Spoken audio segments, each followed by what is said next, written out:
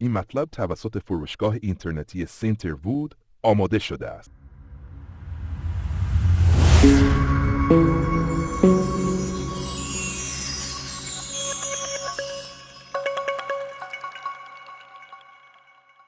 میز تحریر یکی از مهمترین اجزای هر فضای کاری و آموزشی است که تأثیر زیادی بر راحتی و کارایی کاربران دارد.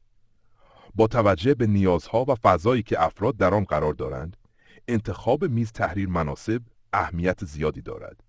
در این مقاله، ابعاد استاندارد میزهای تحریر برای بزرگسالان و گروه‌های سنی مختلف بررسی می شود و نکات کلیدی در انتخاب میز تحریر ارائه می گردد.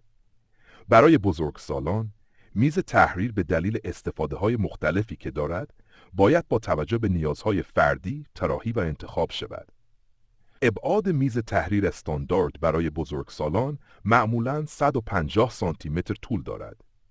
این اندازه به خوبی فضای کافی برای قرارگیری لپتاپ، مانیتور، مدارک و سایر ابزارهای ضروری فراهم می‌آورد. اگر فضای محدودی دارید، میزهای تحریر با طول 70 تا 150 سانتی متر گزینه‌ای مناسب برای شما هستند.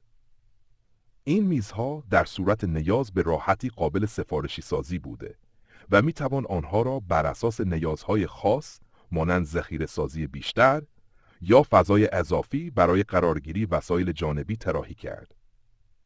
برای افرادی که نیاز به فضای بیشتری دارند، میز تحریر با طول بیش از 150 سانتی متر پیشنهاد می شود. این نوع میزها اغلب به قفسه‌ها یا بخش‌های ذخیره‌سازی اضافی مجهز هستند که می تواند برای ذخیره فایل‌ها، کتاب‌ها و سایر وسایل جانبی مفید باشد. عرض میز تحریر نیز بخش مهمی در انتخاب میز است. بسته به نوع استفاده، میزهای تحریر با عرضهای مختلف پیشنهاد می‌شوند. عرض 45 سانتی متر مناسب برای لپتاپ‌های کوچک یا فضاهای محدود مانند میزهای دانش آموزی که نیاز به فضای کمتری دارند. عرض 60 سانتی متر، این عرض فضای کافی برای قرارگیری مانیتورهای تا 20 اینچ و لپتاپ فراهم می‌آورد. همچنین فضای حرکت مناسبی برای کاربران ایجاد می‌کند. عرض 76 سانتی متر برای مانیتورهای بزرگتر تا 24 اینچ و به همراه لوازم جانبی دیگر مانند کیبورد و ماوس پیشنهاد می‌شود. ابعاد میز تحریر باید با توجه به شرایط سنی و فیزیکی افراد انتخاب شود. برای کودکان و دانش آموزان، میزهای تحریر سفارشی با توجه به سن و قد آنها طراحی می‌شود. در اینجا برخی از ابعاد استاندارد میزهای تحریر برای گروه‌های مختلف سنی ارائه شده است. بین 3 تا 4 سال، میز با طول 46 سانتی متر پیشنهاد می شود. بین 4 تا 6 سال، ابعاد 53 سانتی متر برای این گروه سنی مناسب است. بین 6 تا 8 سال، میز تحریر با طول 59 سانتی متر به خوبی مناسب این گروه سنی است. بین 8 تا 11 سال، برای این رده سنی طول 64 سانتی متر پیشنهاد می شود. نکته مهم در طراحی میز تحریر کودکان، حفظ زاویه 90 درجه بین آرنج میز و کف پا با زمین است تا سلامت فیزیکی کودکان در حین تحصیل حفظ شود. انتخاب میز تحریر استاندارد با توجه به ابعاد، عرض و ارتفاع مناسب باعث افزایش راحتی، بهره‌وری و سلامت فیزیکی کاربران می شود.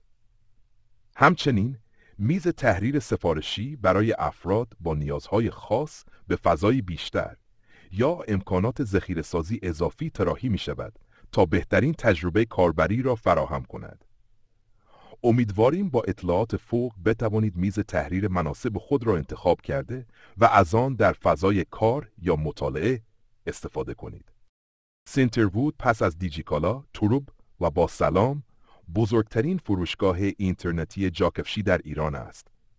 از شما دعوت می‌کنیم با مراجعه به فروشگاه اینترنتی سنتروود جاکفشی‌های با کیفیت را با قیمت مناسب خریداری کنید. ما در سنتروود همواره در تلاشیم تا بهترین تجربه خرید را برای شما فراهم کنیم. امیدواریم لحظات خوشی در هنگام خرید از سنتروود داشته باشید و خریدی مقرون به صرفه و رضایت بخش را تجربه کنید.